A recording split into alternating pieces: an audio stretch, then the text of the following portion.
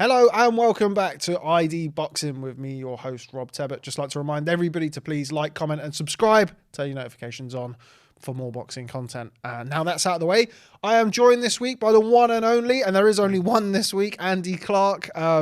Andy, I think we'll get it out there first of all. Forgot to let Barry Jones know about today. So terrible state of affairs. Really. I know. So we might have to get a word in edgeways this week. It might be all right without that gobby little jumping in the middle of us. But anyway, how are you? Nice to see you. Yeah, I'm good. Really well. Had a fun weekend. Got a late call to go to Frankfurt for Paddy McCrory against Leon Bunn, Kurt Walker and Kieran Malloy on the card as well. And I love an away day, and it was a really good one. Really good one. The venue was packed out.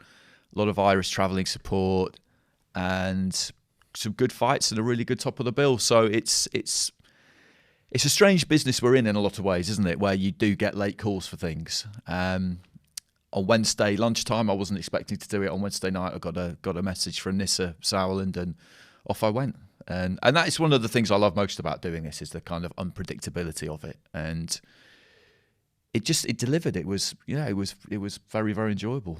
It looked like a good event. I only managed to catch the main event. I didn't know where it was available. I didn't hear your lovely commentary. I was doing my best to decipher the German commentary. But it did look like a good atmosphere. It looked like a good night. I think Mr. McCrory took plenty of Irish. Obviously make kind of 5 times as much noise per Irishman as you do get from any other nationality. But it looked like a fun evening.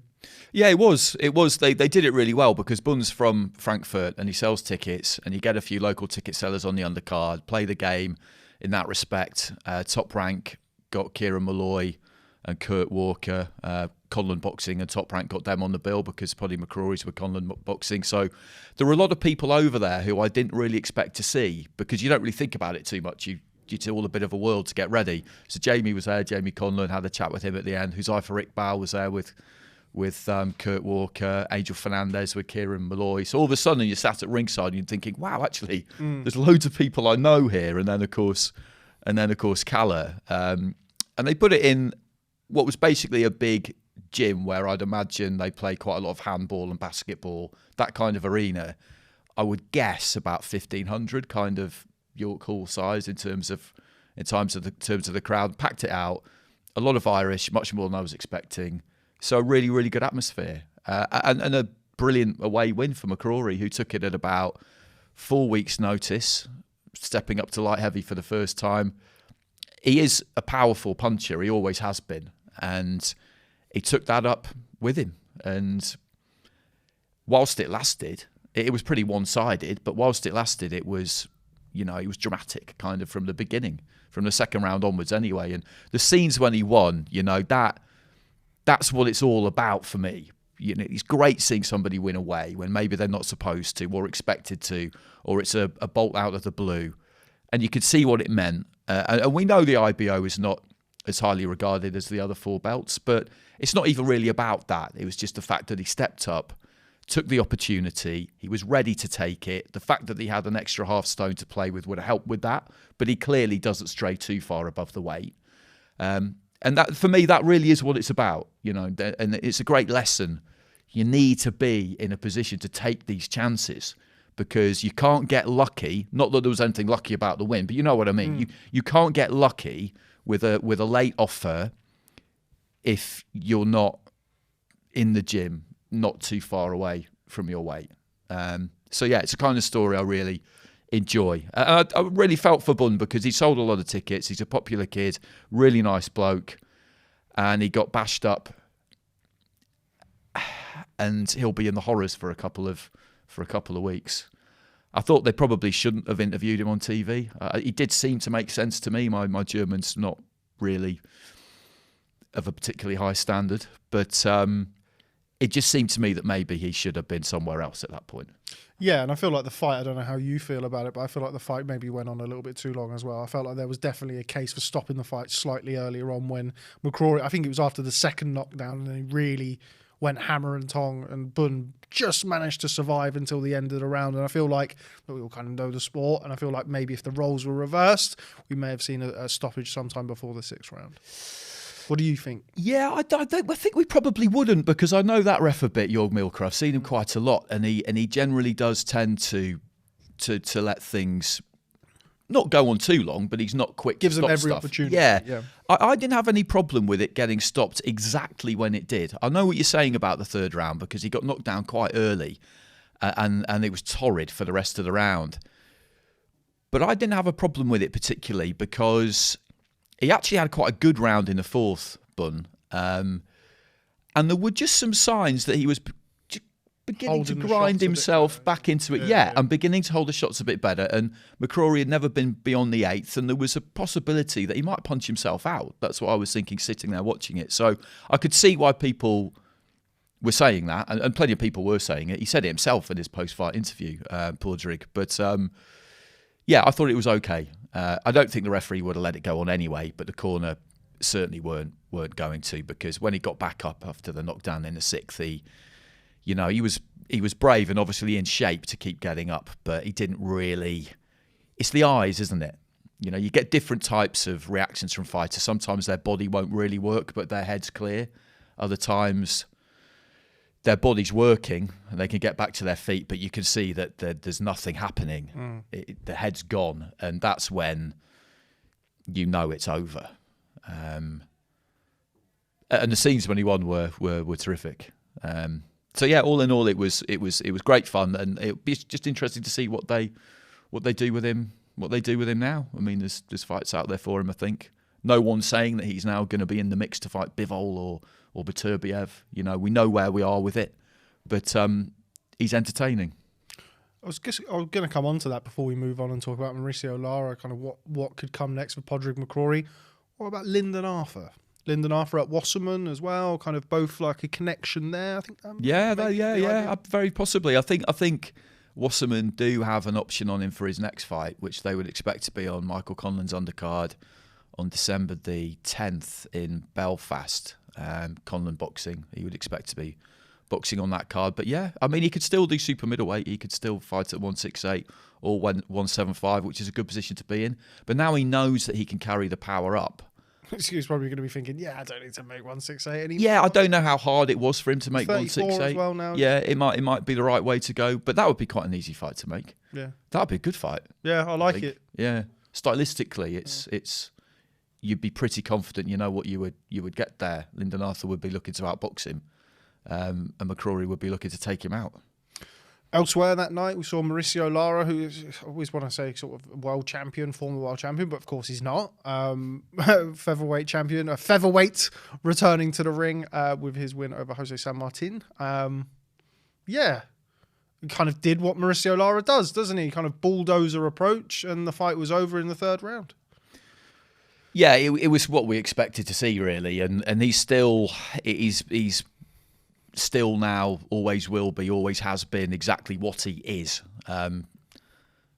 Great to watch, entertaining. You know what you'll get. It's just a question of, I still can't really make my mind up exactly what level he's at, because that demolition job on Warrington was enormously impressive. I was there for that, but there were mitigating circumstances possibly there as to why Warrington got caught a little bit cold, or I wouldn't say he would ever take anyone lightly, Josh, but it just turned into a complete nightmare. The whole pandemic for Warrington was a total and utter disaster, and that was just the filling in the shit sandwich for him, basically, wasn't it? And with Lara, but I want to find out. Where is he? Who else can he do that to? And he cuts a fairly frustrated figure, doesn't he? Because he got stuck into Warrington after the fight. I don't really know where that comes from necessarily, because Warrington went straight into the rematch, and then there was the clash of heads. And what can you do about that? And for how long do you hold up your own career looking to rematch somebody who, as you rightly point out, doesn't have a world title? Although it kind of feels like he does. He doesn't. So he hasn't really got anything that you want, and that's the problem for him. He's going to have to fight his way into mandatory position, isn't he? Because he's not really the kind of guy that you would give a voluntary to. I just can't think of any reason why you would. Yeah, I mean, awkward, punches really hard, clearly punches very hard, and doesn't come with, as you've mentioned there, a world title or, you know, a lot of fanfare or money behind him, which ultimately, particularly when you reach a level that Josh Warrington's at, he's kind of at this last stage of his career where he wants those big fights, those big paydays, where it's obviously he's got a hard fight against Bernardo Lopez, but a Leo Santa Cruz away day or potentially that Lee Wood fight. So it's difficult to see what happens with Mauricio Lara next. With Lee Wood kind of potentially boxing Santa Cruz. I know the WBA are looking for evidence of his bicep injury, which of course scuppered the fight with Mauricio Lara. It's interesting to see where he's going to go next. You can't see Ray Vargas or anybody like that taking the opportunity to box him. Navarrete would be nice, but I think he's going to move up again. It feels strange. He's only just moved up from super bantamweight. If you could make one, what would you make? Would it be the Warrington trilogy? Would you make the Lee Wood fight that we obviously never saw? Who would you put Lara in next if you can kind of forego all of the politics? And I was on Team Lara. I think him against Lee Wood would be brilliant. I thought that when it was made. I didn't really like it for Lee Wood. It was a strange one, wasn't it? Yeah, not because I think not because I think he would lose, but just because what's in it for him? Nothing is the answer. A really hard night against a dangerous Mexican. That's it, yeah. So but if I'm on Team Lara and I could get that fight made, that's what I do, because I think he could beat Lee Wood. I'm not saying that he definitely would, but he could. And because it would be a shootout.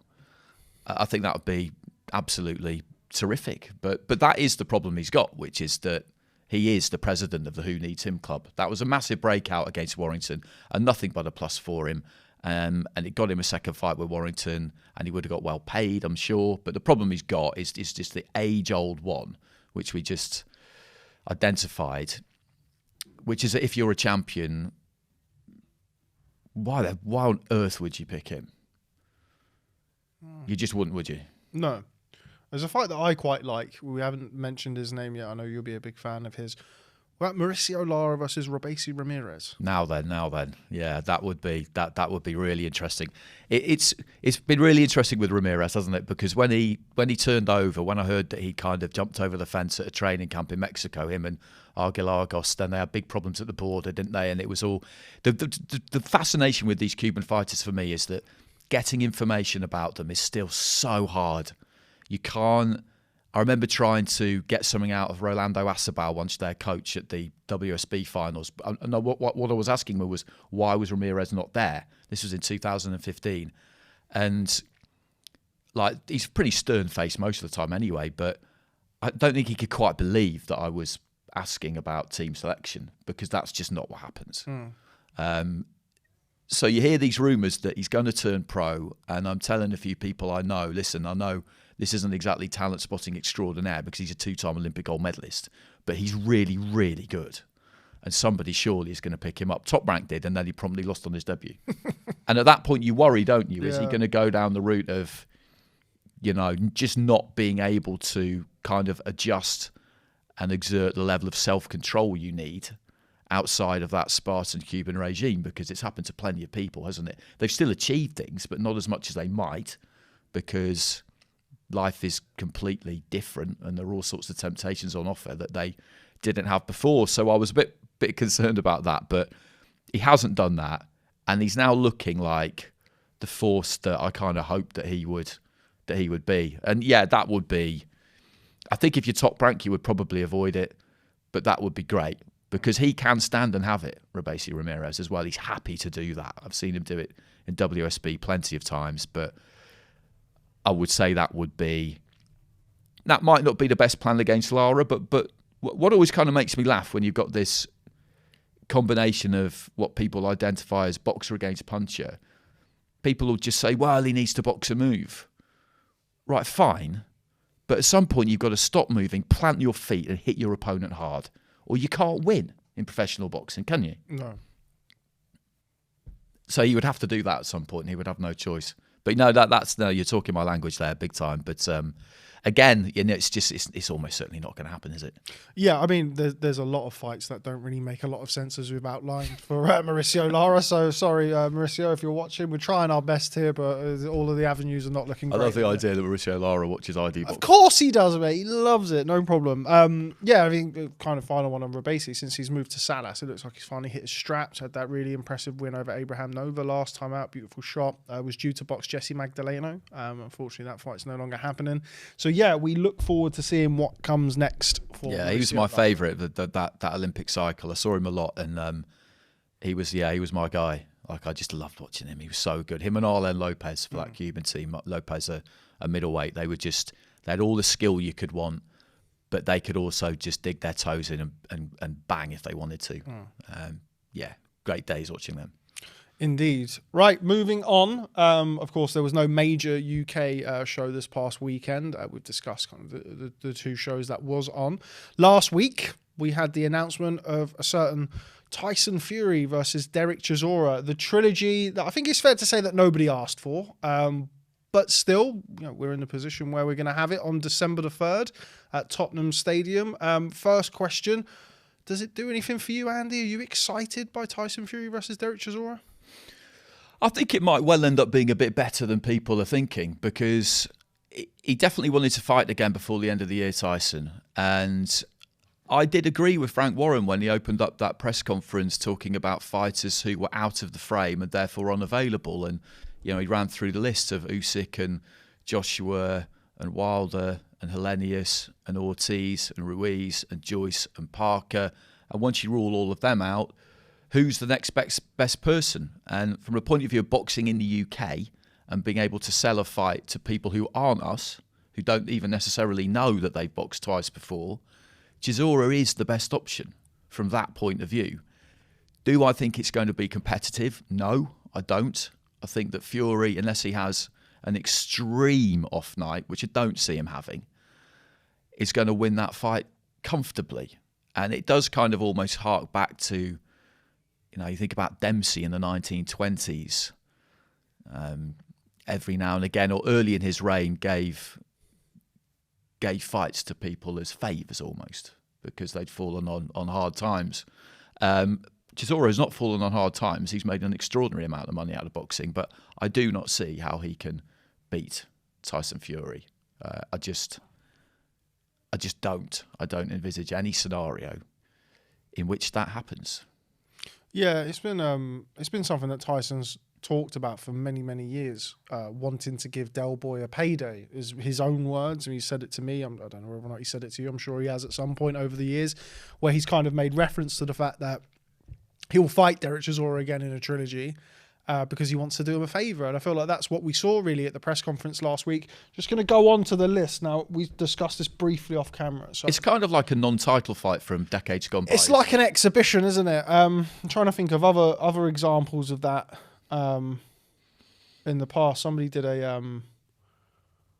Anyway, we'll come on to that. When there was one world title, these kinds of fights happened all the time. And Joe Lewis did his Bum of the Month club. Exactly. People have this idea that when there was one world title, the best were fighting the best every week. No, that's not what happened. And also, it's like I actually made this point when Fury boxed, I think it was Wallin or Schwartz, or maybe it was both or either of them. If you look through, Muhammad Ali, I think it's fair to say, has the deepest heavyweight resume of everybody, kind of fought everyone in some golden periods of heavyweight boxing, but they weren't all Hall of Famers. He didn't fight Joe Frazier and George Foreman every week. And, there were a few, there's, for every George Foreman, there's a Chuck Wepner. And, there's not always the same level of opposition. And I kind of said that about Fury when he boxed Schwartz and Wallin, and it was around the time where all of the discussions, of course, were about the Wilder rematch, and it was just after Fury had gone to ESPN, and I kind of made the point that if we get the Wilder rematch on the back of these, then it's okay, and it doesn't always have to be and you could understand the name. Business side of it. Top Rank want to get him out in America, make him a name over there. ESPN gave him the big treatment, and that's really what that was about. And in the kind of the similarities, I guess, in this situation, is people are saying, look, if Tyson Fury then goes and boxes Alexander Usyk in February, March next year, we'll kind of forgive him the Chisora fight. But just going back to a point that we were discussing previous about who could Fury fight. Now, we did the interview with Frank Warren, where Andy Purrawell asked him. If you saw the interview with Frank Warren, you'll know what we're talking about. We're going to throw to it now.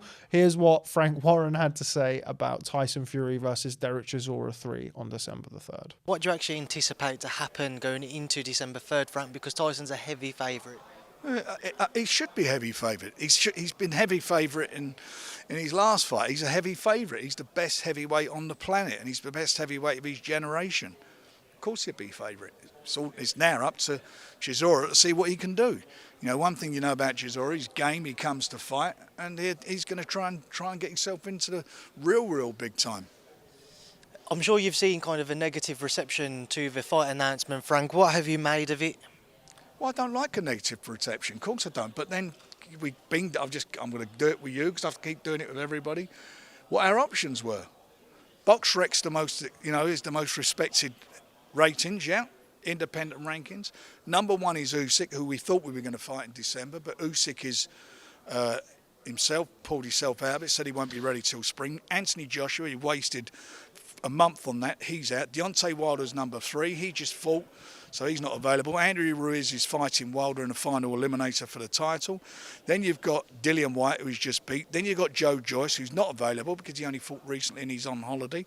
Then you've got Luis Ortiz, who we couldn't do anything with. Then you've got Joseph Parker, who got beat by Joe Joyce. And the next one at number 9 is Derek Chisora. That's the independent. They're not my rankings. They're their rankings. They're the ones we all go by. You mentioned obviously the Anthony Joshua situation. It was a huge disappointment we couldn't get that fight, Frank. From your perspective, why did that one fall through? I think Frank Smith said yesterday, he done an interview, didn't he, yesterday on IFL and told you why it didn't take place. They didn't feel they had enough time. Wish they'd have told us that at the beginning, but that's where it's at. Alexander Usyk next year, Frank. Do you think it's realistic that we will definitely see Tyson and Alexander shivering? Provided he don't trip up on the 3rd, I think we will. I mean, that's the fight. We thought we were going to get it for December, and it was only that Usyk said he wouldn't be ready. So that was Frank Warren with his friend Andy Purrawell. It's great. I love seeing Andy in action, you know, because I was standing not too far away when that was happening. I went to the press conference on Thursday, wasn't it, I think, and I could tell from Frank's reaction that he wasn't particularly enamoured with the line of questioning from Senor Purrawell, but he's got this face on him, Andy, where he does it exactly right. There's nothing antagonistic about his tone of voice or his manner, but he's asking proper questions. So it makes it, there's just that little bit more difficult for somebody to get the proper arsehole with him. Not that it doesn't happen, because it does, but you know, I've seen it loads of times throughout the course of the 20-odd years I've been doing this, and it was mainly in football, post-match interviews with managers where it hadn't gone great. And someone would ask a perfectly reasonable question, but it was just the face on them or the tone of voice, and it would just get their back up. And then somebody else would ask a harder question, but in a much more kind of smiling assassin-type way, and they wouldn't have a problem with it. And we had one colleague in particular, I won't name because it's not really fair, but he just had an annoying face. And he used to annoy managers every week. And it could have been asking them what time it was. And if they'd lost, they'd want to take his head off because he just had an annoying way of doing it. But no, you know, props to Andy. He's not like that. And I think that's you know, it's key.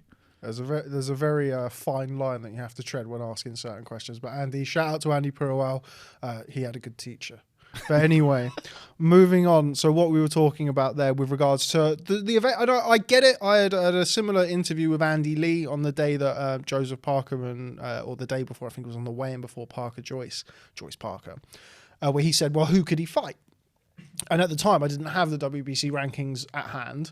And I do understand, you know, that there's certain fights that, and look, I think the kind of the elephant in the room is that Usyk fight, that undisputed fight, which to my knowledge is going to happen early next year. So it'll be Saudi, won't it? Yeah, surely. Yeah. But while you've got that, you're not going to fight maybe some of the names that were available and were able to be called under the WBC voluntary, which of course you have to be top 15. So these names were available. Were eligible to be matched. So you have Arslanbek Makhmudov, who was number 4, just had the win over Carlos Takam. Yep. Number 8 was Otto Wallin. Of course, we've already seen that fight, which, you know, I think is more competitive than either one of the Chisora you could fights. argue he deserves another chance. That he deserves kind of, if you're going to classify it as a payday, that he deserves it because, you know, another time, another place.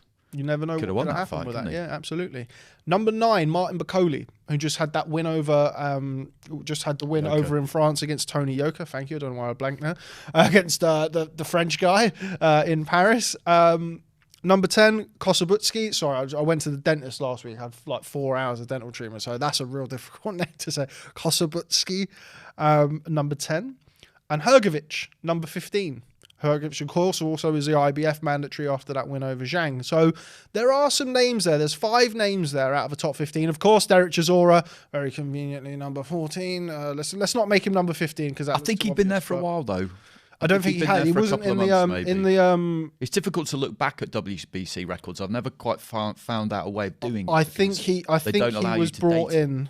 I think he was brought in because I remember somebody when it was being discussed for the first time in August, people saying, "Well, Chisora's not in the WBC top 15," and then lo and behold, don't worry about that. Don't worry about that. Stadium fight, yeah. What number do you want him? But off the back of a win against Pulev, I think if he'd lost to Pulev and then all of a sudden he turned up in the top 15, you could think to yourself, "Hang on a second, this is ridiculous." But yeah, I know Pulev's not what he it's still a win. It's still a proper win. It's still a win that. I mean, a controversial win. I actually had Pulev nicking that, but anyway, it doesn't matter. He got the decision. It's a win that, you know, kind of rightfully puts you in a top 15, lower end of a top 15 in 2022. But I think the big thing is the first 2 fights. Yeah. The first fight was one-sided. So one-sided. Fury clearly won the first fight. The second fight was as one-sided as you could possibly see. I mean, he boxed the whole fight in southpaw just because he could. Yeah. And there was nothing that Derek Chisora could do about it. I mean, Tyson, who, you know, more often than not is great at playing the game and playing the media game. I did see a segment from his live that he did with BT Sport afterwards where he said, people are saying Chisora's a better fighter now than he was back then. I don't think he is at all. He's shot to pieces, been punched all around the ring. So that's not really what you should be saying if you're trying to sell the fight. It's interesting, that stuff, isn't it? Because 20 minutes before that, when he's standing up on the stage, he's singing a different tune. And he's brilliant at press conferences. And that all went very, very well. But then it's almost like they feel like they're off the record because they're off the stage, but they're not because you're still very much on it. But yeah, I mean, the list there is Hrgović you could rule out because he had a hell of a hard fight against Zhilei Zhang and he was never going to get out again this year. That was just never going to happen. Having watched that at ringside, as you did, that was, that was a rough old do for him. Fortunate to get the win. Yeah, I thought so. And then when you look at the rest... Don't make me say his name again. It comes down to a business decision, doesn't it? Who can you sell? That's what it comes down to. And I know that they've had those previous 2 fights, but quite a lot of people who they will be able to sell this to won't even know that. Maybe. We always have to remember that we're in the bubble. We're right in the eye of the storm. And for fights like this, of course we're going to watch it. Whatever happens, we're going to watch it. We're season ticket holders. What they're trying to do is pull in people who are just that more sporting mainstream crowd. And I think you can do that with Chisora because even with those 2 fights, you could say, well, that second one was a long time ago because 2014 is a long time ago. And you can spin it and you can hype it and they will play their part. And I think that's why ultimately they had to choose him because you can't sell Tyson Fury against Arslanbek Makhmudov, good fighter though he is, or Kossobutski, even Bakoli. You know, Billy Nelson's been banging the drum for him for a long time, but he's not a name in that division. And you could argue that Chisora's made his name out of losing. And you wouldn't just be arguing it, that's a fact.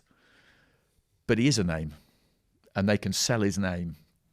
And that's really what it comes down to, I think, in the end.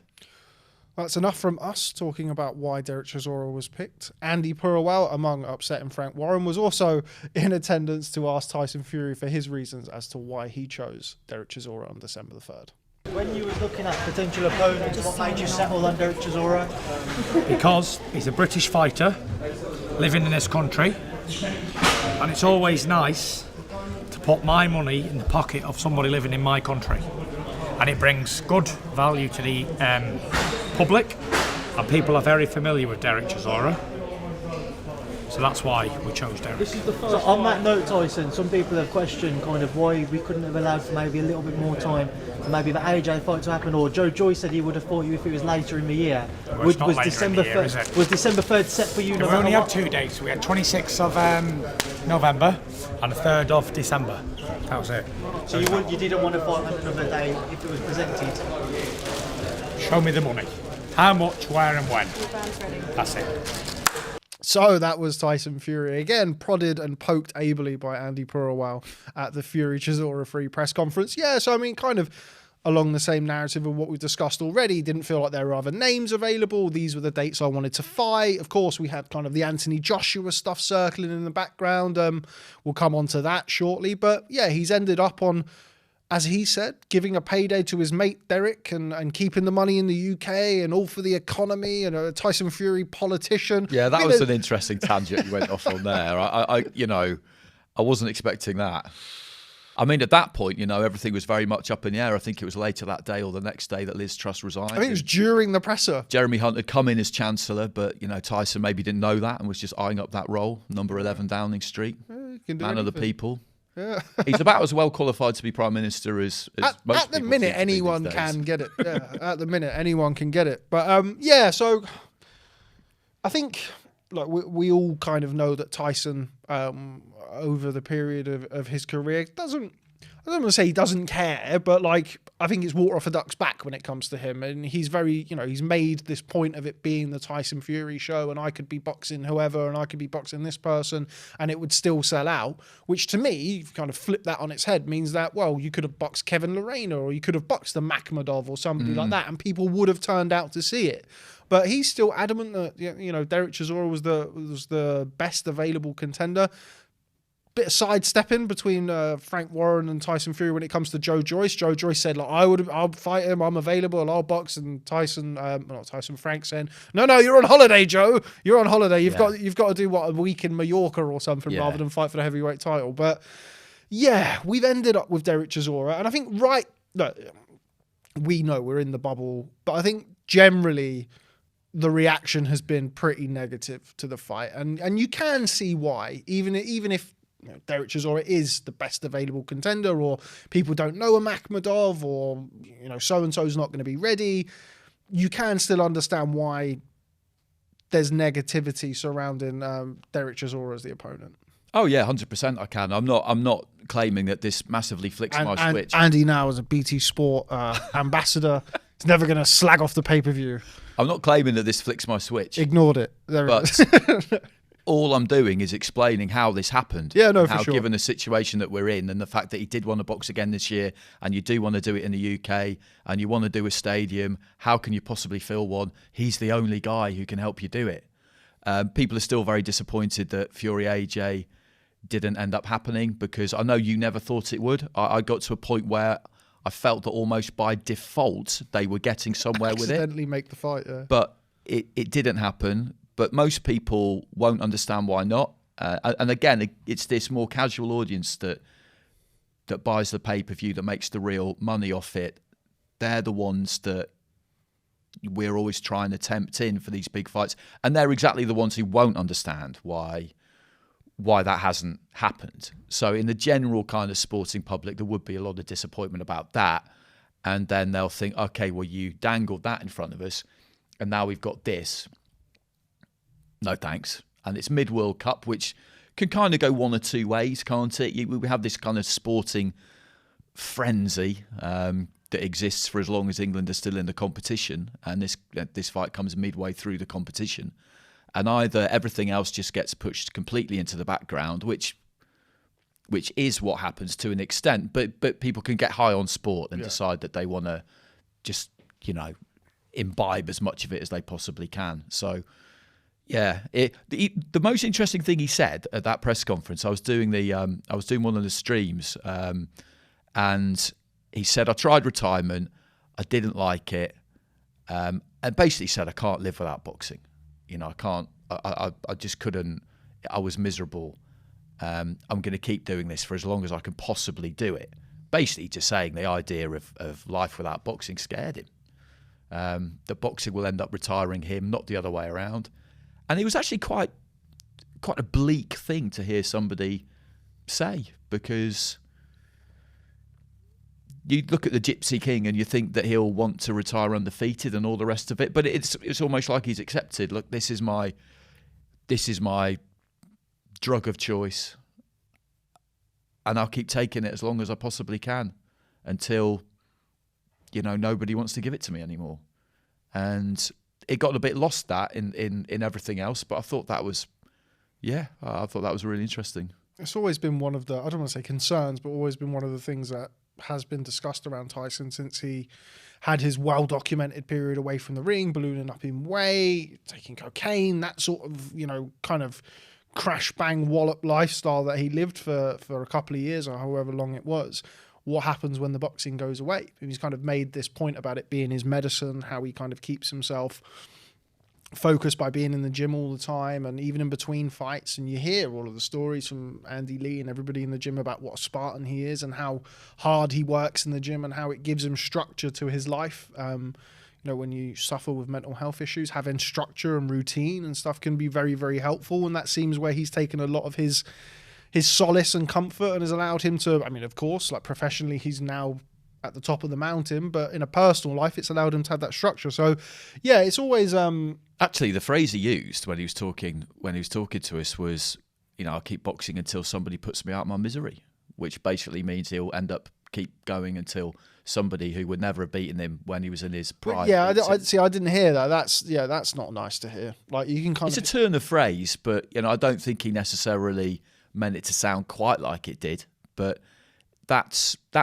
is basically what happens normally, isn't it? Is that somebody will end on a couple of defeats and then they'll have another fight and they'll lose to somebody way below their level. And then away they go. You look at records, even the greats, you know, and they'll generally speaking have probably lost 3 of their last 5, and the 2 wins will be not knockover jobs, but pretty much knockover jobs, and they need that full stop, that final rubber stamp on it 2 or 3 times before they really believe that actually it's over. But and that's the challenge for you see with so many athletes, don't you? They've got to try and find something that even remotely replaces it. I was watching listening to a podcast with Gary Neville and Paul Scholes the other week, and you don't hear much from Scholes. I know he does some punditry, but you don't hear much about his private life. And Gary Neville just said, you know, do you have up days, down days? And he said, yeah, I have a lot of down days. But you know, that's how it is. And Gary Neville just probed a bit further and said, well, what do you mean? He said, well, I've not managed to find anything that even remotely replaces what I did for 20 years. He's another one who retired and came back. And he said, and I never will, and I know I never will. And that's quite bleak, isn't it? Yeah. That's quite bleak. But what do you get to replace playing football in front of 75,000 people every week, or boxing, even though it's maybe only twice a year, but in the eye of this huge storm of attention? I mean, it's impossible. He's the absolute top of the sport. Yeah, he's the ultimate ringmaster, isn't he? He's the heavyweight champion of the world. Yeah, and somebody who's lived very, I mean, certainly kind of since he's come back, so he's lived very comfortably in that spotlight. He's relished that spotlight as the kind of the baddest man on the planet, but you know, the heavyweight champion of the world. I remember once Muhammad Ali, I think it was on one of his interviews that he did with Michael Parkinson, where he said, heavyweight champion of the whole world. He goes, heavyweight champion of the world can whoop every man in Russia, every man in China. And then just sort of going, you kind of having that, like Rocky Marciano, I think, said it as well. There's no better feeling than walking down the street and knowing you're the heavyweight champion of the world. Yeah. And kind of going from that to just another guy. I mean, okay, he'll always be Tyson Fury, but couldn't imagine him kind of doing a bit of landscaping or, you know, painting the house or anything. He's probably got enough money to get a decorator and get Bob Shannon in. Yeah. But yeah, you can kind of see that. Just going back to the negativity surrounding the fight, of course, there are 2 sides to every story. And this side is of Derek Chisora, War Chisora. Here's what he had to say about the negativity surrounding his trilogy bout with Tyson Fury. Derek, online, I don't know how much you pay attention to, but there's been a negative reaction to the fight being announced. What are your thoughts on that? That's those people, bro. We don't care, bro. We don't care. You know, people are negative, bro. People are negative, bro. This is the problem. You know, it's like if you tell somebody, oh, My wife's pregnant. Those happiness they giving you, those are shit happiness. I'm like, oh, fucking hell, he beat me to the punch, the bastard. You know, hope his son is gay, or hope his son is bipolar, or some shit like that. People are negative, bro. You know, it's just human beings. You know, people never want to see anything good from anything. You know, you're trying to help people. Or what you helping them for? What you doing that for? You know, so do I care? And then just this so everybody out there throwing those comments. Listen. Just mind your own business, you know, live your beautiful lifestyle, your boring, miserable lives you have in your one-bedroom shack, wherever you live, you know, and then just enjoy your beans and toast. So that was Derek Chisora advising everybody to eat your beans on toast and mind your business. So his bout with Tyson Fury, yeah, I mean, he's always going to be like that, isn't he? Derek Chisora is what he is. He's not one to care about kind of public perception. And is, you know, as much as he's kind of admitted that him and Tyson have this I said admitted like it's a bad thing. I guess it is if you're selling a big fight, but he has this relationship with Tyson and they're friends, and he's still very much adamant he's going to go in there and shock the world and become heavyweight champion, which, you know, I think is certainly something that's missing from his career. We've had, you know, slaps and spitting and brawls at press conference, but still don't have the world title yet. Do you give him any chance at all of going in there and springing the upset? I don't. And the reason I don't is because of who he's got in front of him. You hear the cliche in boxing, and cliches, sometimes the power is taken out of them because you hear them so often, but they're often repeated for a reason because generally there's some truth there. And one punch can change everything in heavyweight boxing. We've seen it too many times to be able to say that that isn't true. But Fury is a very difficult man to land on clean. And I don't think myself that Derek Chisora is going to be able to do it. Although the way that Tyson goes about things now would give you a better chance. And I did ask him this actually as well. I said, listen, the stylistic shift into that second Wilder fight, that seems to be how you want to do things now. You want to give the people what they want to see, which is pure red-blooded, old school, heavyweight boxing. You know, I'm in there to take you out. And he said, yeah, you're right. That's pretty much how I want to do it now. Which would give Chisora a bit more of a chance than if he were to box like he did the second time they met. It was just elusive and keep it long. But I just don't... Fury's not going to have an off night for the reasons we've just been discussing. He's that obsessed with boxing. He loves doing this that much. He wants to do it for as long as he possibly can. That means keeping yourself in the best physical shape you possibly can. So you've got that longevity and keeping hold of your belt, of your status. So I just don't see him underperforming, and the gulf between them in terms of ability is just too big. Chisora was on fairly typical Chisora form at the press conference. A lot of what he said didn't really make much sense. He was mumbling quite a lot. He was talking about a gagging order they'd put on him. He was talking about needing to get Eddie Hearn involved to sell the fight. I couldn't quite understand why somebody didn't just turn around and say, well, we sold 94,000 tickets at Wembley. I think everyone just shuts up when he starts talking. It's Derek, yeah. And yeah, he's a strange customer, Derek. I've always found that. I've never really spoken to him too much. I've never really been required to. It's just not somewhere I've ever really had to go. But what we do know with him is that he has become very consistent in his output in the ring. He wasn't always, was he? Some nights he'd be up for it, some nights he wouldn't be, and he was very frustrating. But now he's very consistent in what he gives you when the bell goes. So we know what we'll get from him. It'll be 100% effort all the way through. But I cannot see that being enough. No, I can't either. I don't give him any chance of springing the upset, I have to say. I feel that although Tyson Fury has now, I think Barry had mentioned it previously, when you're Tyson Fury, once you go to that kind of, I'm a 6'9" knockout machine, and you're in fights of the year with Wilder and you're knocking Whyte out with one shot. Yeah. Very difficult to draw that back. And also, I'm not sure, I know you can revert to type and do what you used to do, but we've not seen the kind of the Fury flicking with the jab really since the first Wilder fight. Yeah. And I'm not sure, putting the weight on and getting into that style, whether or not he really has that in the locker if he wants to anyway. I'm sure there's a version of it, but will we ever see the fleet-footed Tyson Fury that we saw against Vladimir Klitschko. I'm not sure. But No, I'm pretty sure we won't, because I don't, like you say, you get away from that for long enough and you'll become less proficient at it. And I don't think it's what he wants to do anyway. It's good to have it in your locker if you're hurt and you need to get up on your toes, for example, or if circumstances dictate that might be what you need to do for a bit, then you could probably do it for a bit. But yeah, I agree. I think that's what he is now. I think once you go down that, once you start giving the crowd, what they want, I know what you're going to say. Go on, do the gladiator quote. Oh, I wasn't the best because what was it? Proximo, Oliver Reed's character. I wasn't the best because I was the best. I was the best because the crowd loved me. And Fury's definitely bought into that. He's definitely bought into that. And I can understand. The years, he's been called a negative fighter, a boring fighter. And I'm sure as much as Tyson would have said, and I'm sure he did say, look at my belts, Mr. Boring Fighter. Yeah. There has got to be that part of him as the number one heavyweight in the world. He wants to knock people out. He wants to show people that he can be in those great heavyweight fights that we've seen Bowe and Holyfield have, Ali and Frazier have, rather than it just being kind of a pitter-patter 12-round decision. Final one on the fight. With this new Tyson Fury style, we saw him, of course, stop him in the second fight, but that was very much a corner stoppage by Don Charles. Do you think Tyson Fury stops him again this time? And if he does, do you think that will be the last we see of Derek Chisora?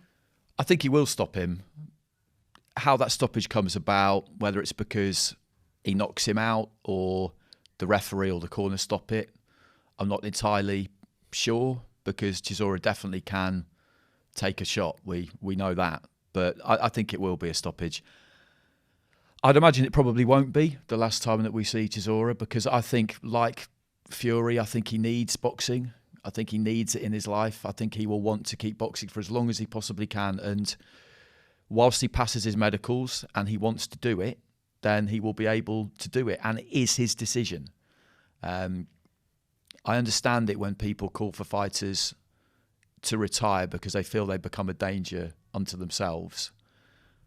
But the reality is that it is their decision. And you could argue that it's maybe one of the only things you have complete control over is when you call it a day, because it's a career of, even if you're right at the top and getting star street treatment from the beginning, it's a career of compromises and things happen that you don't want to happen. You have to do things you don't really want to do. Circumstances are offered that you have to accept that are far from ideal. All of these things happen to pretty much everyone.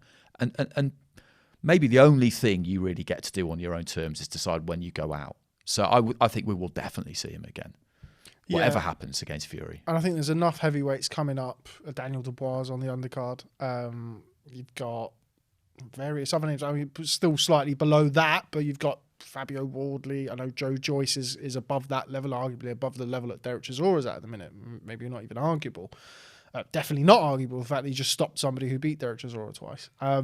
So yeah, I think we'll probably see him again. And also throughout his career, I mean, he's shown that he's not scared to kind of do things himself. He's kind of done things very much his own way from the whole span of his career. We've had a few shocks and twists and turns along the way. And he could always turn around, can't he, and say, well, but I got beaten by Tyson Fury. Exactly. It's Tyson Fury. You get him beaten at the top level. I've been beaten by him twice before. Yeah, exactly. It's not, it's not like your stock really falls from getting beaten by Fury. And if he can put a good effort up in those first 3 or 4 rounds... I mean, maybe it would be the case that after that, he would then be the kind of guy that Top Rank might look for Jared Anderson. Yeah. Or Jalalov's guys might look out for him. And maybe he wouldn't want that. That's the thing. And that would usher him into retirement. Yeah. Or maybe he'd think, oh, okay then.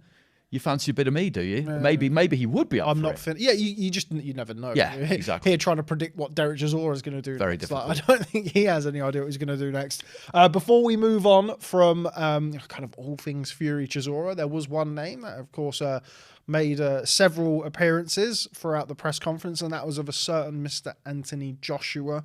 I think Derek said that he feels like Tyson Fury is in love with Anthony Joshua, which I found very, very funny. where does this leave him? Of course, we heard weeks and weeks and months and bloody years of Fury versus Joshua, and it's going to be now, it's going to be Saudi, it's going to be Cardiff. You know, I've sent a contract, I've replied to the contract, and all of this other bollocks that we've had to listen to for the last, and we've had to fucking report on. You're so tired of it, aren't you? So sick of it. So tired For of it. full disclosure, I have never thought the fight was going to happen, ever. No, that's true too, because we speak a lot off air, obviously. We speak all the time, and Rob was always counselling caution and telling me I was getting carried away with myself when I started to believe that, like I said previously, almost by default this fight might happen. He never thought that. Anyway, the fight is not happening. So Tyson Fury versus Derek Chisora happens over here. Anthony Joshua over here. What's he going to do, Andy? Where does this put him?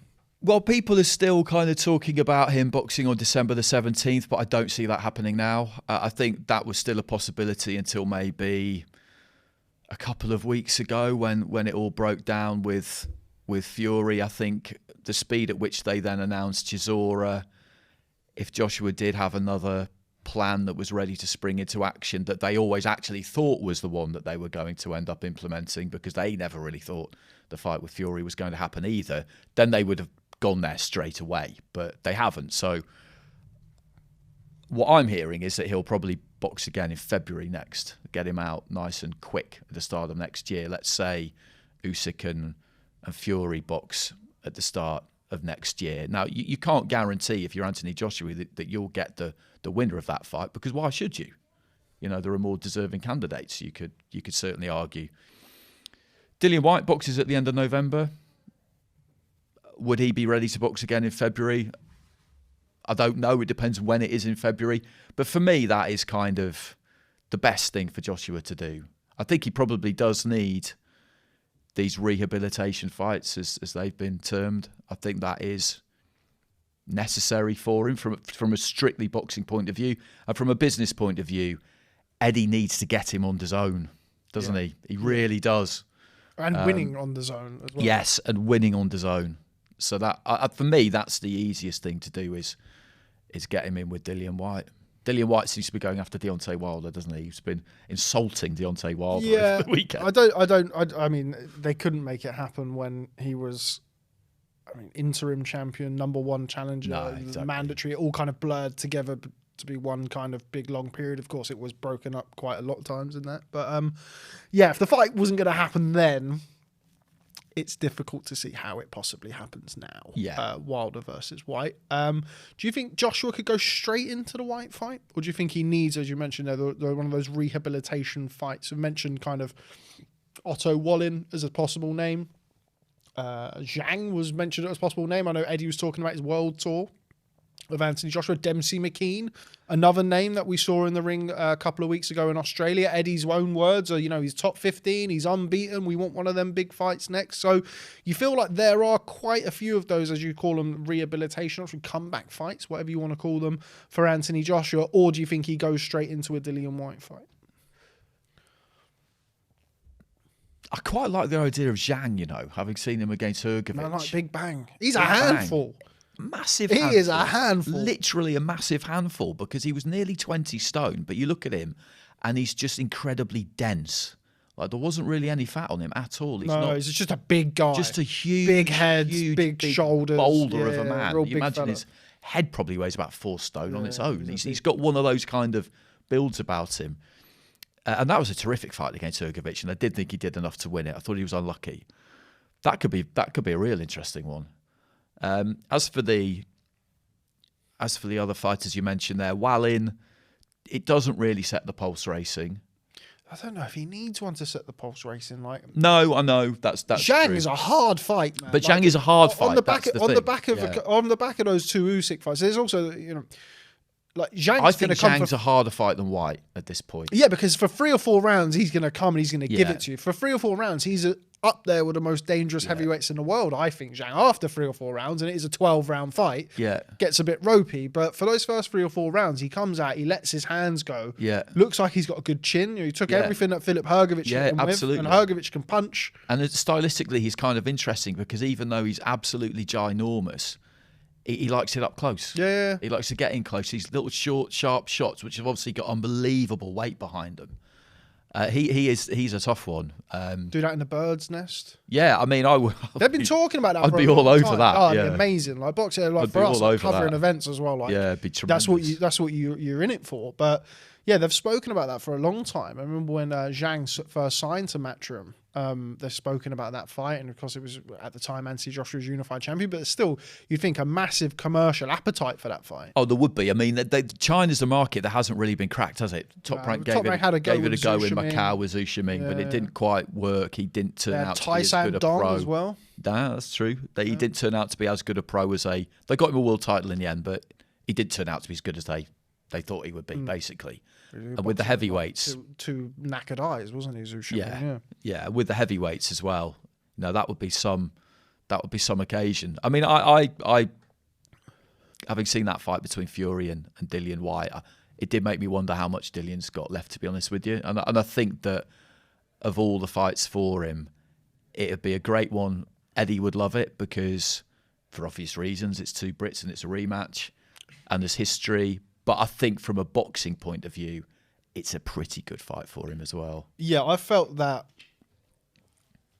the first fight was exciting. It was kind of like on the ascent with Anthony-Joshua. At the time he had Stormzy, so. And it was his first pay-per-view. Yeah, it did like 800,000 buys for a British title fight. Wow, I mean, that's incredible. Unbelievable business. A wild night at the O2. And Dillian Whyte has made a very, very successful career in his own right on the back of that. But I mean, I think if you go back and watch that fight, while Joshua is still very green, I do feel like he dominated large portions of that fight. We got clipped in the second round, which kind of the narrative has been spun, off the back of that, I feel. But I feel like now, even with Joshua on the back of those losses to Alexander Usyk and being knocked out by Andy Ruiz previously, stylistically it's a good fight for him, I think. Punching down the target, keeping it nice and neat. I think Dillian Whyte he's given us tremendous value over the years. He's been in brilliant fights against he's had the two Chisora fights. The Parker fight was a great fight. He's been in there and he's mixed it up. The Rivas fight was a good fight. And you just have to love the way that he never tried to protect that ranking. Yeah, he always went for the big fights, because he got himself on box office on Sky and became a box office headliner because he was happy. He was happy to do it. He was happy to do it. So there's a real kind of lesson in there for a lot of people, the way he's gone about things. But I do think that the reason that he's maybe calling Wilder's name and things like that is he's only interested in the really, really big fights because maybe he knows that he's not really got all that much left to give. And if he's going to empty the tank, he's got to do it against someone for big money. Yeah, and he's had all those fights that I've just listed there have been hard fights for him. Yeah, even the Marius Vac fight, the undercard was a hard fight. Yeah, hurt a couple of times in that fight. That was a great watch, wasn't it? It was a great. That was one of mine. I was commentating on that, and it was one of those ones where you're watching it and just thinking, we had this hilarious. Why is this a good fight? Yeah, exactly. but Hrgovic and Zhang was another one that I think Al Bernstein at the time described it as. It's a real fun fight. And it just really makes me laugh when people describe two heavyweights bashing each other as a fun fight. We all know exactly what he means, and he's right. But if you're in there, it's brutal.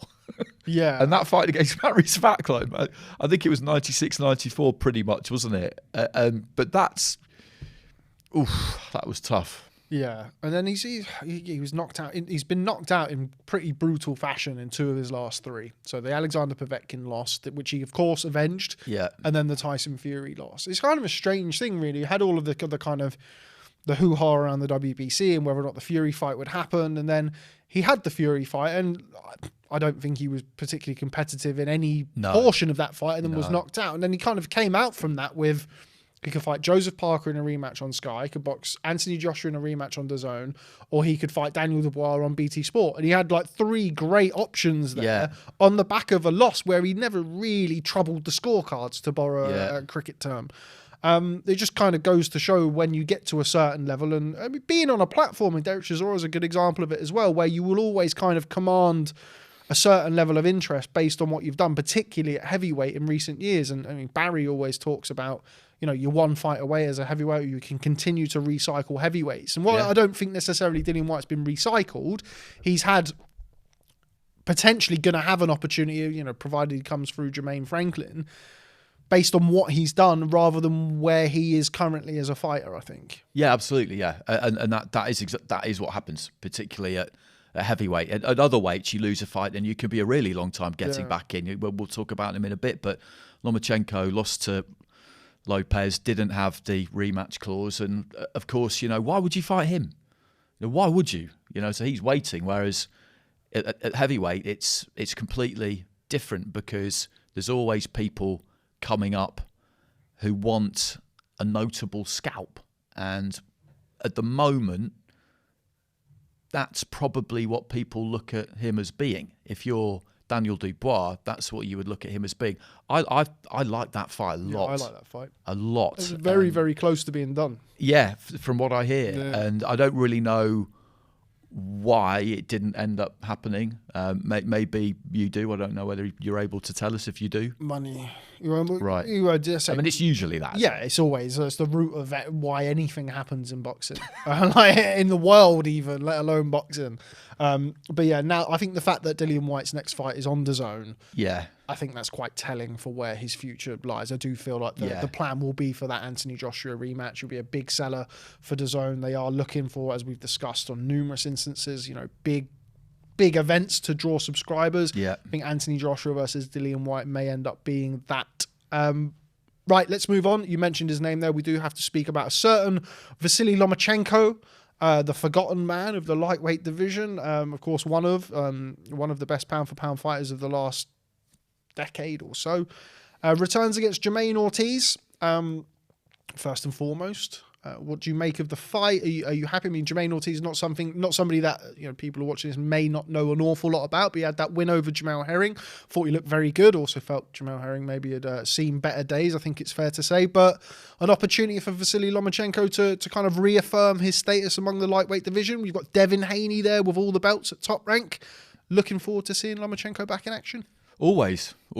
He's treading water, and people complain about the endless rematches we've had recently, but you look back on the fact that they didn't have any kind of clause there, and you'd have to think that was a mistake because he's on the outside waiting to get back in, and that's a shame because for all this talk of the new 9 kings or whatever they were a couple of years ago, no one's ended up fighting each other. Most of them are going to end up moving up in weight. Lomachenko's still there. He's not a lightweight himself. He never has been. He's probably still best at. Maybe he couldn't do featherweight now. I don't know, but he's never been a full blown lightweight. We all know that. I just hope that nothing against his opponent, but I just hope he gets the win and then he gets a shot at Haney because. But then again, Haney looked pretty emaciated at the weigh-in against Kambosos, didn't he? So who knows how long he can stick around. But I would love to see Haney and Lomachenko fight because I'm a fan of Haney. I met him a few times when he was over here boxing on Sky, and you could see how well guided his career had been and how involved in it he was right from the beginning and how unusual it was, the kind of route they took him, turning him pro so young and boxing in Mexico and all that kind of stuff. But even though he's an undisputed champion, I wouldn't put him on my list of current elite level fighters. But Lomachenko would be on it because it's body of work for me. Haney's beaten Kambosos twice, and I'm not disparaging Kambosos, but one win against Teofimo Lopez does not an elite level fighter make. And Haney's beaten him twice, which is to his credit in Australia both times. But if Haney wants to be regarded as a real top level fighter, even though he is already undisputed, for me, that's why he should want to box Lomachenko, unless he really can't do 135 pounds anymore. We've just mentioned that they're both on Top Rank. Devin Haney and Vasiliy Lomachenko. Andy Purawell caught up with Mr. Bob Arum for his view on what comes next with Vasiliy Lomachenko and whether or not we could see Lomachenko-Haney at some point in 2023. Vasiliy Lomachenko on that front, he'd have watched, I'm sure, Devin Haney defeat George Kambosos again this past weekend. Is the plan to try and make Haney and Lomachenko next? Yes, that is the plan. But again, I'll consult with Haney, I'll consult with Lomachenko, and I'll talk to Shakur Stevenson. And whatever, in the first quarter of next year, we're going to get a great lightweight championship match. Shakur Stevenson, such a supreme talent moving up as well, Bob. You've just mentioned kind of him in that mix, but is he somebody you think will step straight in for another world title opportunity? Well, he'd like to, yeah, I know. Shakur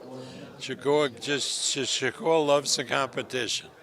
So that was the evergreen Bob Arum, still going after all of these years in the sport. Better man than me, Mr. Bob Arum. But yeah, it sounds as though that's the fight that he wants to make. Of course, Devin Haney signed a free fight deal with Top Rank. He's still got one fight left. He's got all of the belts at lightweight. It's always interesting when you get to kind of that level of a contract where it's like he's got all the belts. He's got one fight left. It's not a long relationship that they've had.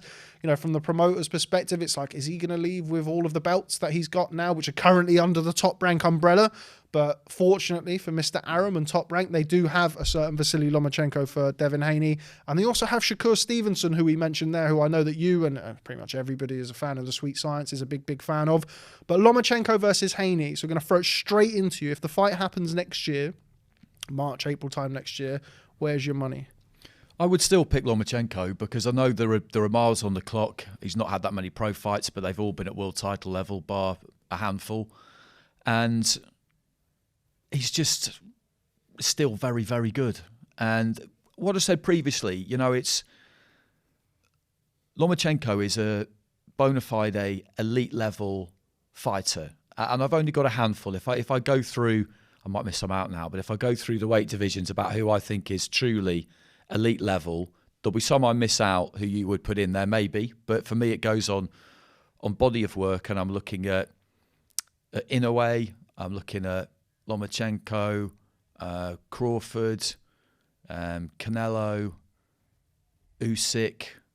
Who am I missing? Spence. No? I think Maybe Spence not. got better wins than Crawford.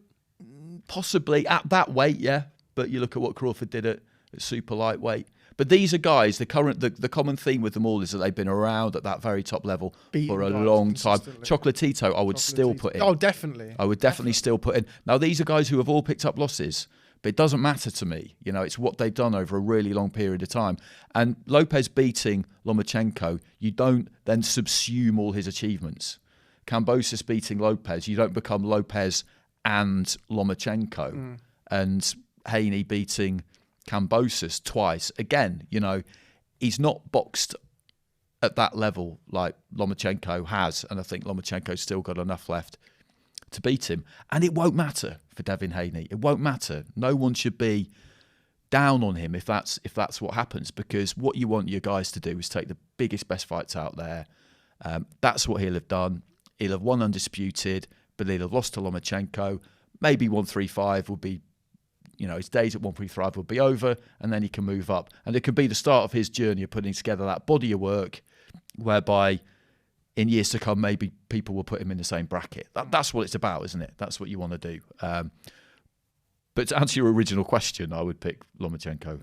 Yeah, I think with Haney, he obviously had the 2 wins against George Kambosos, and I felt like he boxed very well in both of them. Yeah, he I did. Feel like absolutely. Haney he gets a great composure. Yeah, like occasion, to go away from home. Particularly the first one. The first one he went there, you don't know what you're going into. You've got George Kambosos, but he was kind of high on confidence. He was, but you went over there was all of the kind of rigmarole with whether his dad and his training team would be over there. You're kind of going way behind enemy lines. You literally couldn't be going further into enemy territory than going to Australia. Handled the occasion very well. And then the rematch, he did a real good job on Kambosos, I felt like he won the rematch clearer than he did the first fight. But he does have those wins against like your Linares, Gamboa, Jojo Diaz. They're good wins, but they're not quite. No, they were great. He was been moved really, really well. Yeah, and he's done everything that's been asked of him. Absolutely, in decent fashion. I'm not knocking him at all. I think he's done superbly well, but it's just a fact he hasn't been boxing at that level, the same level that Lomachenko has, for nearly as long. There is a bit of wear and tear there with Loma, as we know, but he's still frighteningly good, and I think he'll be too much for Haney. Lomachenko has become a very difficult fighter to debate, I feel, nowadays. I feel like lots of fighters have the same thing, really. Like Mike Tyson, difficult to debate. Floyd Mayweather, difficult to debate. Roy Jones Jr. a little bit as well. And it's kind of like you have like completely polarized opinions. Yeah. So Vasiliy Lomachenko is either the greatest fighter of all time or he's overhyped European. There's no grey area. It's mind blowing to me, that absolutely mind blowing, and how quickly it happened. Because as soon as he lost that fight to Lopez, people started saying that. Even people were saying before then about because he lost to Salido in his second fight, and like that was very debatable. And there's also a significant grey area here. But the most kind of troubling aspect of that whole way for me is that if Devin Haney beats Vasiliy Lomachenko, he deserves a lot of credit. Oh yeah. And if Lomachenko's are overhyped, you know, European kind of top rank promoted sort of smoke and mirrors type fighter, then if Devin Haney beats him, he doesn't deserve any credit. Whereas I feel like Lomachenko, okay, maybe he's not turned into the greatest professional fighter that's ever lived. I mean, there's definitely an argument for him as an amateur, but he's also not this kind of overhyped, like promotional kind of porn, I guess. Whereas if Haney beats him, and I do lean towards Lomachenko, in that fight. But if Haney beats him, he deserves a world of credit. Yeah. Whether he decides to stay at 135 or whether he goes up to 140 and those belts become fragmented, who knows? But if it's at 135 and he beats Lomachenko, he deserves a lot of credit. Now, we kind of briefly spoke about this off camera. I feel like the big reason why I would edge towards Lomachenko, and it is edged towards him now. I feel like had this fight have taken place a year ago, 18 months ago, I'd have picked Lomachenko I'd have been quite comfortable with the pick. Whereas I feel like it has become closer. But the reason why I do pick him is I don't think Haney has the threat of the counter that Teofimo Lopez had. I felt like Teofimo Lopez, for that one night against Lomachenko, and people can talk about Lomachenko didn't start, you know, he didn't do anything for the first 6 rounds. I don't think Lopez really let him. No, again, and that's another classic case of you have to give the props to the winner. And this is something in boxing that really gets on my nerves. Lopez was great that night. He was fantastic that night. And you know, if too often people have an idea of what they think is going to happen in a fight, they've got a narrative in their head of what is going to happen. And if it then doesn't happen, they expect you to beat me, and then and then you don't. They just think, oh well, what was wrong with Tebbutt? What did he do wrong? He must have underperformed. And you just think, no, you're looking at this the wrong way around. You've got to give the other guy the credit. Yeah. You know, but people do it a lot, and it's totally and utterly unfair. And that was definitely how I saw that. I just thought people saying, "Oh well, if he'd done in the second half what he did in the first half, he didn't. It wasn't allowed." Like Lopez it was just makes this a nonsensical argument. Yeah, I mean, the Kambosos fight I think showed where Lopez was at mentally in that fight, and he didn't have. I mean, people can always talk about, you know, changes to the training setup. He didn't have Joey Gamache and what have you, but for that night against Lomachenko on his biggest night, and Lomachenko was not making any excuses, was coming off a layoff, and Lopez even referenced it in his post-fight. He said, look, we knew he was coming off a layoff. We knew that was going to be in my favour. But he was composed. The game plan was there. He was punching hard. Yeah. Anytime Lomachenko threw a feint, he fired every single time. Yeah. I remember, I've spoke about this before, Lopez caught him with a right hand in the second round, and it was a kind of an overhand right that landed to the top of the head, and you just saw Lomachenko go, ooh, okay, like this is a real big lightweight who can clearly punch. And for the first 5 or 6 rounds, he did everything, didn't he, that people were saying in the build-up that he had to do if he was going to win. Hold the middle of that ring. Hold the middle of the ring, impose his size, use his physicality, and make him think like he did there early. That just like, oh. And then also he had to really show plenty of guts in the second half of that fight, because Lomachenko just started to pour it, and then he finished that 12th round very strong. But anyway, back to Lomachenko-Haney. I just don't know whether Haney has that threat. Can he hold the middle of the ring without being pushed onto his back foot? Because we've seen in little patches of his career when he's done that against a smaller fighter. Even Chojo Diaz was able to push him back. If you go backwards against Lomachenko, that's going to be hard. Yeah. You can't let him come forward. You can't let him find his angles on the offense and going forward and kind of nipping to one side. And I feel like that's where Haney may struggle. Which fight would you rather see? Lomachenko versus Haney or Lomachenko versus Shakur Stevenson? Or Shakur Stevenson versus Devin Haney. Yeah, that's a pretty mouth-watering selection there. Given the situation in the division, I would rather see Lomachenko-Haney, because I think Lomachenko deserves the opportunity to get those belts back and become undisputed. But if you just took those out of the equation, I think I'd probably most rather see Lomachenko, Shakur Stevenson. So that was the men's lightweight division. Moving on to the female lightweight division, the return of Katie Taylor this Saturday. Katie Taylor once again against Carabajal, mandatory challenger. We spoke about this briefly off camera. Kind of feels strange that Katie Taylor's at this stage of her career kind of having these mandatories, considering how well received her fight with Amanda Serrano especially was. But she returns this weekend, and always good to see her back in the ring, needless to say. Yeah, it's always great to see her. She's a proper superstar of the sport, a real icon of the sport, amateur and pro. Her legacy is absolutely secure, and for that reason, I wonder whether Eddie Hearn and her manager Brian Peters have had a conversation with her about the belts.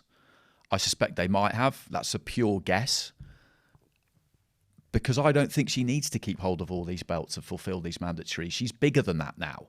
She's won the undisputed crown. Everybody knows that she is the number one in that division. And I don't think she needs to, quite honestly, waste her time taking mandatories, because since she unified, it was against Pursoon, wasn't it, at Madison Square Garden, that she got all four. Then she moved up in weight against Linda Dartu, which was an interesting exercise, because I think it just showed her that she doesn't need to be doing that, because she's a dyed-in-the-wool lightweight, was as an amateur, is as a pro. Since then, she has had the Pursuit rematch, which was terrific, Jonas, which was great, Serrano, which was absolutely magnificent. But in there, she's also had Gutierrez, Han, Sharapova, and now Carabajal. There is no point in those fights for her, none, because there's no way she's going to lose this fight at the weekend. Absolutely no way. She's 36 now. She should just be going after the biggest fight she can get. Obviously, the Serrano rematch. Baumgardner, I'm sure, would come up and fight her. Michaela Mayer, I'm sure, would want to fight her. We've got Cameron and McCaskill fighting each other on November the 5th. She could fight either of them. It's easier for the females to swap across different weights. That's something they all say. You can make people come to you. Maybe you could go up to 137 or something like that if you absolutely had to make something happen. But that's what she should be doing now. I think Matchroom have done a fantastic job with her all the way through her career. And I wouldn't be surprised if Eddie has said to her, listen, we don't need these mandatories. And maybe she said, listen, I've worked hard to unify these titles. I am not letting them go. And if that's her stance, then I understand it. But for me, it's like, look at Mayweather towards the end of his career. Yeah. I don't even know what titles were on the line. He was never undisputed. He was never undisputed, and no one cares. I don't even know what titles were on the lines in those fights. It wasn't important. It didn't matter, because by that point he was bigger than that, and she's bigger than that, I think. Do you know much about Karen Carabajal? I have to say I'm not massively well versed in her opponent. No, I've had a look at her record, and 19-0. What you do know is that she's never been anywhere near anyone remotely like Katie Taylor. First fight outside of Argentina. Yeah. They produce a lot of good, solid, professional fighters in the female ranks of Argentina. And I'm not, it just... There are so few people on kind of Taylor's level, but there are some around. And look at that night at Madison Square Garden. It was absolutely epic. She will want at least a couple more of them before she hangs them up. And that's 100% what Eddie Hearn will want, and what Brian will want as well. And yeah, I'm just really curious to know. I know she doesn't do loads of press. I'm just really curious to know whether they've tried to have that conversation with her about, listen, we don't need these mandatories. Don't worry about the belts. No one's confused about who's the best in that division. Let's just go after, in the time we've got left, let's just go after the biggest and the best we can get. Yeah, it'd be interesting to see to hear what Eddie Hearn has to say this week about what the future plans are for Katie Taylor. I think everybody was kind of half expecting her to have a rematch with Amanda Serrano. I'm not sure that's going to happen now with the well-documented issues between Eddie Hearn and Jake Paul, who of course promotes Amanda Serrano. Matchroom do have, of course, Chantelle Cameron versus Jessica McCaskill, somebody that Katie Taylor's already beaten at York Hall. But before we discuss any further, here's what Chantelle Cameron had to say about a potential bout with Katie Taylor in the future. One name which you've always been linked with is Katie Taylor. Now, if you was to become undisputed champion, Chantelle, how much closer do you feel a potential fight with yourself and Katie could be? I think it should be close enough because I think it's been in the line for a long time, and I've been told, win a world title, you fight Katie Taylor. Do this, do that, and I think if I beat McCaskill, become undisputed, I think, why not? I think I've done everything, I've earned my credits to have the opportunity. So that was Chantelle Cameron speaking ahead of her bout with Jessica McCaskill. That's a really good fight. I'm really interested to see what happens with Chantelle Cameron and Jessica McCaskill. I'm sure you are as well. Jessica McCaskill, somebody who's very, very kind of, I don't know, the way to describe her post losing to Katie Taylor. I mean, she's been on something of a roll. She had those 2 wins over Cecilia Breakhouse, who of course was a long-standing, champion in the female code. Has kind of grown into life as a champion, I feel now, Jessica McCaskill, and a really good fight with her and Chantelle Cameron. Yeah, I like McCaskill because her route through is not an Olympic one. No, and I think it's really, really important that it's not just Olympians, because you look at the real big names, Taylor, Shields, Mayer the other week, Baumgartner didn't go the Olympic route, although she tried to. You don't want it to be too top heavy with Olympians, like it's the be all and end all that you get to the Olympics. And McCaskill's got a great story. I remember talking to her on the phone before she came over to fight Taylor, and how she's kind of like an investment banker, and she had a desk set up in the corner of the gym so she would trade from there and then do her training and all this stuff. And they really got her out on the scene in Chicago and tried all sorts of innovative kind of publicity stunts to get her on cards. It was hard work. But she could fight, and they got her there. And I love that fight between her and Cameron, because Cameron had a spell where professional boxing definitely wasn't turning out to be what she was thinking it would be, or what she was hoping it would be. But then her rewards have started to come as well.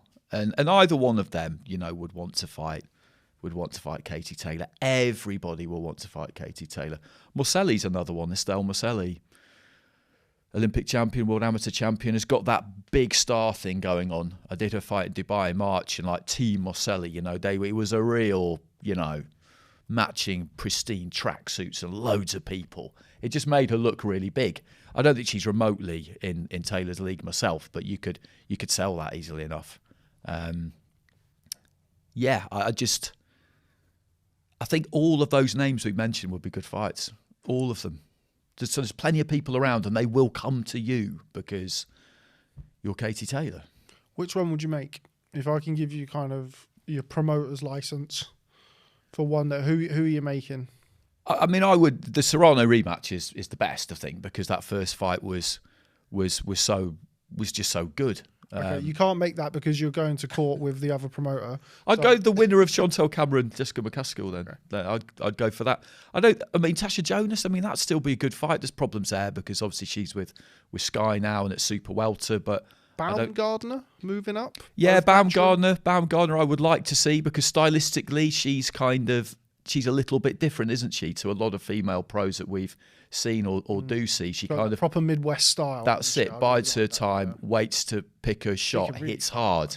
How did you have her fight with Michaela Meyer? I was right up at the back. We spoke watching, and because I said to you, didn't I? So I sent Rob a WhatsApp basically just saying I've got to do a review of this card tomorrow morning for TalkSport. If they go to the cards, can you just basically tell me what happened, because if it's fair or not. Yeah, if it's fair or not, because I'm a long way away here. Once I got used to it, I realised that was pretty much when I sat down. I thought, wow, I really am a long way away. But once I got used to it, I thought, actually, this isn't as bad as I thought. And he's only used to having the very close front inner ringside. It's true. You get spoiled. At the end of the fight, my feeling was, on my actual card, I had a draw. My feeling was it was very close. And I just didn't see how you wouldn't think it was really close. And I was with Matt Macklin the next day doing some pods, and we were talking about it, and he said, look, I had 97, 94, but it was close. There were a couple of rounds in there that I couldn't really make up my mind. I gave them both to Mayer. If I gave them both to Baumgartner, then I got 96, 95 the other way. It was one of those kinds of fights. And it was, but people are just desperate to call robbery now, aren't they? Whenever there's a close fight, they're desperate to call robbery. The idea that was a robbery is absolutely mental. I had it a draw, and if it's a draw, it could, a round either way, I think is fine. Yeah, I could understand why Mayer was upset and stormed off, because whoever lost was going to be gutted. Yeah. From Mayer's perspective, she's the one who forced the action, came forward, but from Baumgartner's, from her side of the fence, I landed the cleaner shots, I landed the bigger shots, and it's one of those types of fights. Right, before we wrap things up, I do want to have a couple of minutes on Spence Crawford. I think we could be going for longer than that, but anyway, rounding off the female section of the ID boxing show, who is the GWOAT, Andy? Is it Katie Taylor or is it Claressa Shields?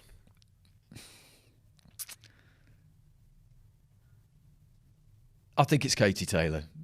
And the reason I do is just because, and this is Claressa Shields' bad luck, is that she hasn't got the dance partners that Taylor's had, or still has.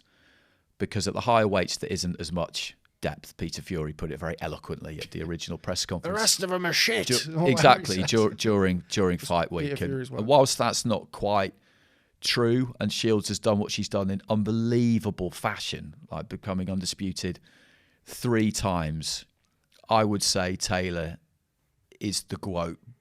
And it sounds like a bit odd, but by default almost, because she's got better fighters around her and she's been in bigger fights and better fights. The fight against Marshall was sensational. What a night. That was an unbelievable night.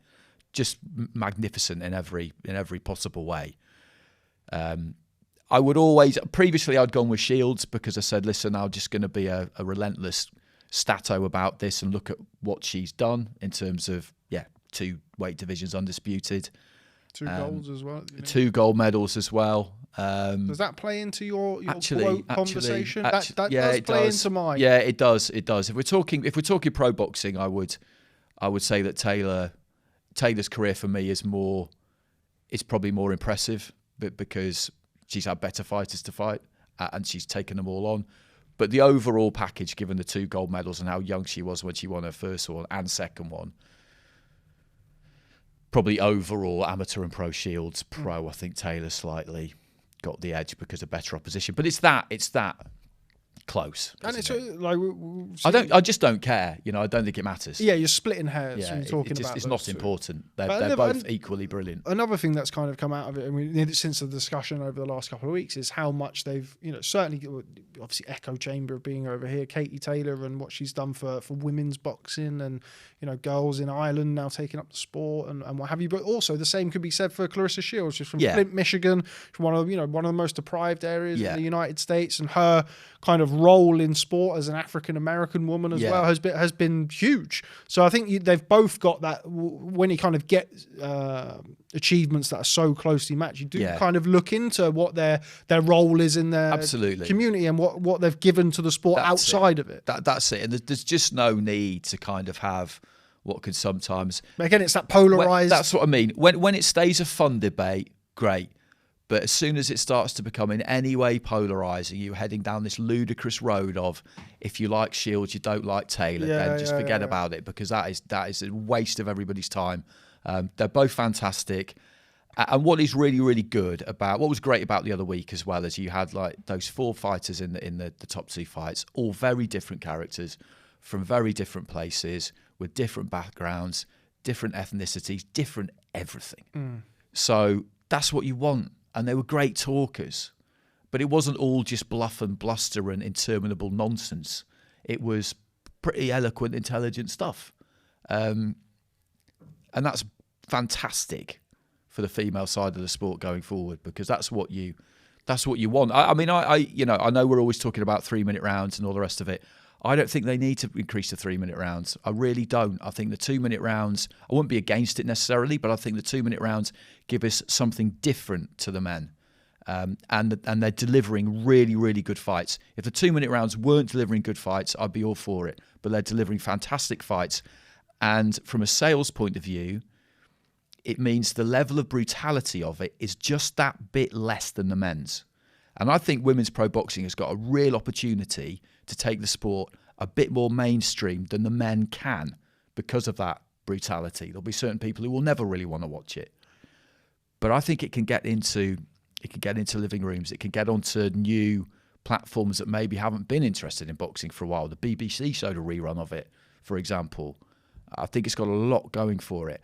And you can't just increase the 3-minute rounds because that's what the men do. You know, male and female sport are different. And you shouldn't increase the 3-minute rounds because you want to see more people get knocked out. What's that about?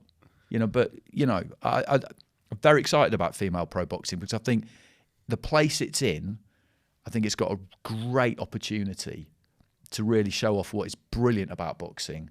And maybe over time it'll become more difficult because there'll be more money in it. And we'll encounter all of the same problems that we do with the men. But at the minute, there's an opportunity there. Okay, well, speaking of interminable nonsense, that brings us to the end of our show today. Thanks very much, as always, to Andy Clarke for joining us, and to you guys for watching, guys and girls for watching, of course. If you'd just like to hit the like, comment, and subscribe button for more boxing content, we'll see you next time. From me, Rob Tebbutt, from him, Andy Clarke. Thanks very much for stopping by, and we'll catch up with you soon.